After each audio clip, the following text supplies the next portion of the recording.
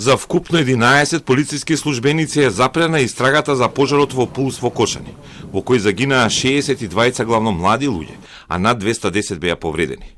Според документите во кои Телма имаше увид во две засебни постапки, обвинителството утврдило дека полицајците не биле надлежни за проверка на противпожарна заштита, туку за сосема други проверки од полицискиот домен обврски во Законот за угостителска дејност. Действијата на полициските службеници опфатени со овој предмет не се поврзани со проверки за минимално технички услови за работа и за противпожарна заштита, туку исклучиво за проверки за заштита на јавниот ред и мир и безбедноста во сообраќајот, кое нешто се однесува исклучиво на обезбеден број на паркинг места. А за кои проверки? Обезбедени се докази дека не ги извршиле правилно, според мислењето на обвинителство. Действијата на истите не може да се подведат под правната квалификација на кривичното дело. Тешки дела против општата сигурност. За двајца од осомничените се запрени две истраги. Обвинителството оценило дека нивните дејства всушност ги исполнуваат условите за кривично дело злоупотреба на службена положба.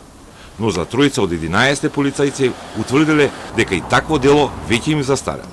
Затоа што штетата била мала, односно онолку пари колку што нелегалните сметки пријавувал газдата на Пулс Дејан Јованов Деко, иако реалната заработка и профитот на кабарето биле многу поголеми, ама не биле пријавувани преку сметката. Обвинителството најави повеќе информации дури за утре, откако Телма уште синоќа ја објави информацијата за запирање на истрагата за дел од полициските службеници.